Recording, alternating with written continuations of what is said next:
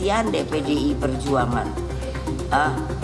Dikungkung, ditelikung, tinggal sendirian gitu.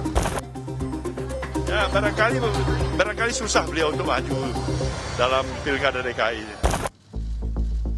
Ketua Umum PDIP Megawati Soekarno Putri menyoroti kondisi Pilkada 2024 yang saat ini terkesan menghalangi orang mencalonkan diri. Dalam kesempatan itu, Megawati juga sempat menyinggung nasib PDIP yang ditinggal sendirian, sedangkan partai lain membentuk koalisi besar dengan nama Kimplas. Tak hanya itu, Megawati juga menyebut ada pihak lain yang mencoba ambil alih PDIP.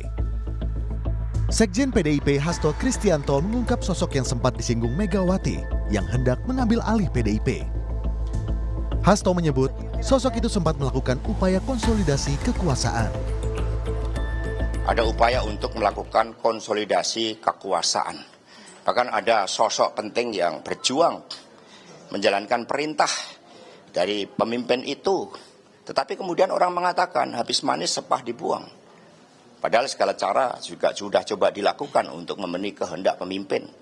Maka ini menjadi bukti bahwa hukum ketika tidak lagi mengabdi pada merah putih akan terjadi pergerakan rakyat. Ya, terima kasih.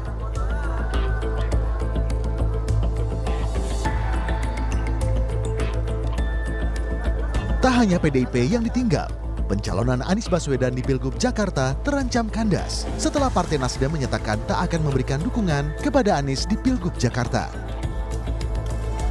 Dengan demikian, Ketua Umum Partai Nasdem Surya Paloh menyebut Anies Baswedan sulit maju di Pilgub Jakarta.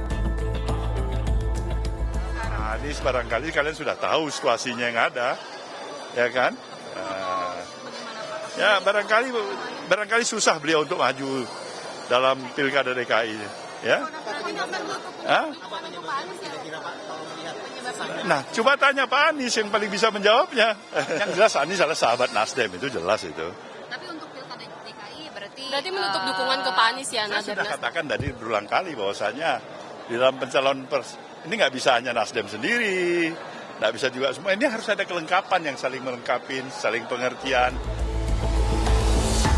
Pengamat politik Lingkar Madani, Ray Rangkuti menilai, meskipun koalisi Indonesia Maju solid di Pilgub Jakarta, tapi jika melawan Anies Baswedan, soliditas Kim tidak bisa bicara banyak. Sehingga dibuat skenario Kim Plus dengan menarik partai-partai yang mengusung Anies di Pilgub Jakarta. Karena kalaupun mereka solid, tapi diperhadap-hadapkan dengan Anies Baswedan, soliditas partai ini seperti nggak bisa berbicara banyak juga. Nah, oleh karena itu harus ada tambahan skenario, bukan hanya solid, tetapi juga harus tanda kutip ya belajetin gitu loh. Kekuatannya Anies Baswedan. Nah, kekuatan Anies Baswedan itu ada di mana? Ya tentu saja pada figur dia, plus juga dengan dukungan PKS kan. Oleh karena itu, ya satu ya kan kalau dia sendiri ditarik kan nggak mungkin kan. Tariklah kekuatan yang mendukung dia, salah satunya adalah PKS kan. Nah disitulah kemudian muncul istilah tenggat waktu lah, ya kan. Inilah itu sehingga memungkinkan PKS untuk masuk ke dalam Kim. Upaya mengadang Anies juga pernah dilakukan di Pilpres 2024.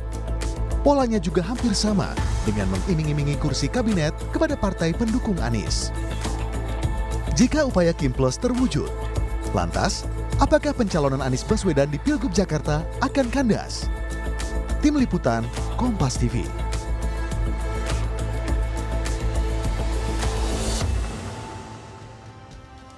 Ketua Umum PDIP Megawati menyatakan merasa kasihan dengan partainya yang ditinggal sendirian di Pilkada, sedangkan partai lain membentuk koalisi besar dengan nama Kim Plus. Lantas apakah PDIP akan senasib dengan Anies Baswedan yang terjegal di Pilgub Jakarta? Kita bahas bersama dengan dosen ilmu politik Universitas Paramadina, ada Ahmad Hoirul Umam. Mas Umam, Megawati merasa dijegal atau terjegal, kemudian Anies ditinggal atau ditelikung.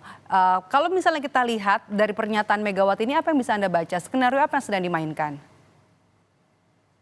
Ya, yang disampaikan oleh Bu Megawati, saya pikir itu adalah sebuah ekspresi kekecewaan sekaligus juga keprihatinan beliau dalam upaya untuk merespon realitas politik yang berkembang saat ini.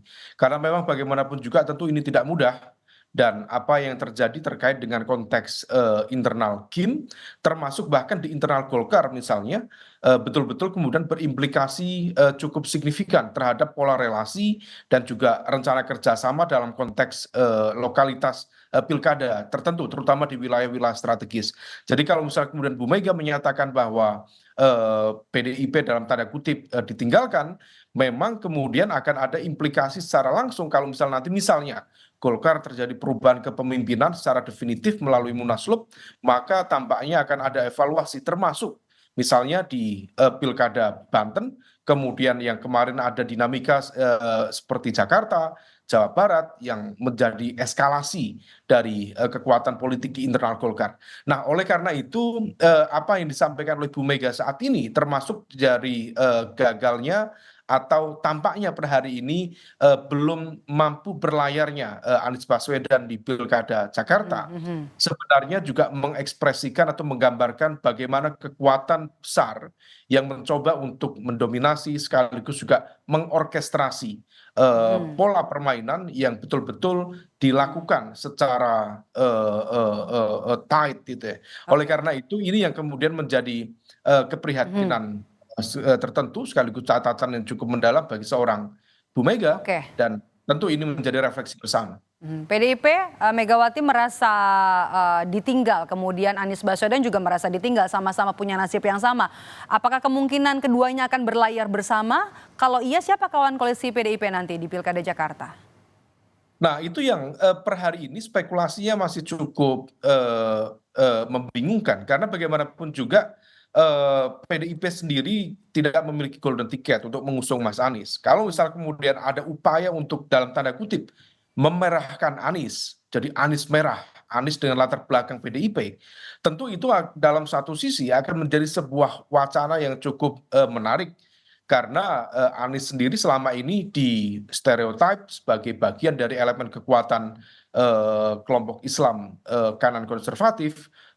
Oleh karena itu ketika kemudian dia bergerak dengan PDIP akan membawa nama Anies menjadi kekuatan yang lebih bercorak nasionalis, bercorak moderat. Nah, oleh karena itu ini menjadi opsi yang cukup menarik. Problemnya memang untuk mengusung Anies Baswedan di level Pilkada Jakarta, PDIP tetap membutuhkan dukungan dari partai lain. Memang ada P3, kemudian Perindo yang masing-masing hanya mendapatkan 1 kursi di level DKI Jakarta. Maka kalau misal 15 dari PDIP ditambah 2 kursi, praktis baru sekitar 17. Masih butuh sekitar let's say 5 tambahan kursi. Nah, semua itu hanya bisa ditambal oleh partai kelas menengah seperti PKB, kemudian Nasdem yang selama ini menjadi kekuatan politik yang identik atau dekat dengan Anies Baswedan. Nah, oleh karena itu ini yang kemudian menjadi pertanyaan kembali bagi Anies, apakah masih bisa mensecure partai-partai kelas menengah terutama yang pernah memberikan dukungan politik kepadanya. Karena kalau misal tidak, tentu ini menjadi pertanyaan yang agak menjebak ya. Dan yang menjadi kendala adalah memang posisi Anies sebagai tokoh non-partai dalam konteks pilkada kali ini betul-betul menjadi barrier. Karena kalau misalnya Anies menjadi representasi dari salah satu partai, let's say Nasdem misalnya, tentu itu akan jauh lebih memudahkan untuk membentuk kekuatan koalisi. Tapi per hari ini Tapi ya berarti, menjadi bagian dari itu. Mas Umam, berarti Anda melihat ada kekuatan besar yang mengorkestrasi di Pilgub Jakarta. Berarti nanti peta politiknya seperti apa nih? PDIP akan berada di luar pemerintahan sendiri, punya gigi nggak? Iya, kalau misal dalam konteks politik lokal di level Jakarta, yang tentu ada kaitannya dengan konteks politik nasional, PDIP tampaknya akan tercorner. Bahkan dalam konteks pertarungan kekuatan politik pilkada di level Jawa, mulai dari Jawa Timur, kemudian Jawa Tengah, kalau misal memang betul akan ada kekuatan besar yang akan mengusung apakah Lutfi Kaisang ataukah Kaisang Lutfi, termasuk kemudian Jakarta, termasuk Jawa Barat, dan juga Banten kalau misal dilakukan evaluasi, maka praktis berpotensi disapu habis kemenangannya oleh Kim dan juga Kim Plus ini. Dan itu Sejumlah akan daerah penting meletakkan- nanti di pilkada ya. Iya, dan itu akan meletakkan PDIP pada kekuatan yang terpojok. Dia akan tercorner di sana. Nah, dalam konteks pilkada Jakarta, yang bisa dilakukan oleh PDIP sebagai bentuk perlawanan terhadap Kim Plus hanyalah melakukan atau mengkampanyekan kekuatan kotak kosong. Sehingga kemudian PDIP ada kemungkinan kalau misal kemudian memang tidak ada opsi lawan Ridwan Kamil Suswono misalnya, maka opsi kotak kosong bisa terjadi dan PDIP dipaksa untuk mengkampanyekan kotak kosong, kecuali ada opsi yang lain, apakah dari perorangan dan lain sebagainya. Nah ini yang kemudian, realitas ini yang kemudian menjadi gambaran dari pola proses demokrasi ke depan.